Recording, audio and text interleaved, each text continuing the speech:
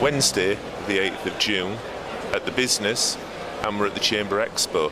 Now, you might be sat here forgiven for thinking that perhaps we've all gone mad, but I've actually got somebody with me now who has the Mad Hatter Tea Company. Now, you're not letting us down with a hat, are you? No, certainly not. So let's have, what's your name? My name's Michael Harrison. Okay, Michael. So why are you here today then? I'm here today to promote my tea, and we have a brilliant wholesaler in the Hull region, and the wholesaler is F&T Vending.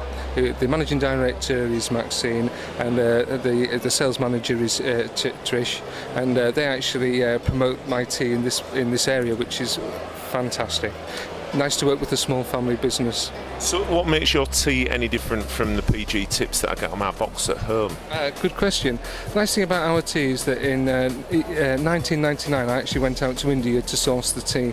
So what you'll find is that 80% of the tea that you taste in that blend comes from the Assam region. It gives it a really nice depth of colour, and the flavour is really, really nice. The other 20% is a rebosh, and that comes in from Kenya, and that gives it an upflush of colour within the tea. What took me a long time to actually establish was the flavour of the tea, because you could get it right once, but you're going to get it exactly the same year on year on year, and we've actually conquered that, but it was a hard task. So what you actually find in the flavour of the tea is a beautiful tea that's very refreshing on the palate, but it doesn't have a bitter aftertaste. Yeah, because I think, particularly in this area, Yorkshire people like Yorkshire tea. Yes. Is yours similar to Yorkshire tea? It's, to be honest, it's a mile apart from Yorkshire tea in terms of if you put them side by side, you can definitely taste the difference. What you'll find with our tea is, even though it hasn't got any sugars in at all, it has a natural sort of like sweetness to it. So it's when you actually taste it, it's just kind of very, very uplifting. Now, I'm going to ask you a question that I've wanted to ask this. You'll know this, right, and it'll be a question that our viewers all want to know. You know when I make a cup of tea, yes, and it's got a dust on the top or yes, a film on the top, yes, why is that? the film on the top is just a coagulation of sort of like of the water, really.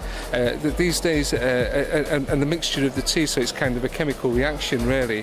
The tea that most people drink today is what you call a CTC tea, and it actually is cut and twisted as it comes through the process that it is. So it's not a bad thing, it's just sort of like it's there, and it's not to be feared or worried about or anything of that nature, and just sort of like like you get with custard, you get the sort of like the crusting on the top.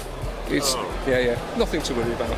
Well, you put my mind at rest. And if your tea is anything like your hats, I'm sure it'll be absolutely spectacular.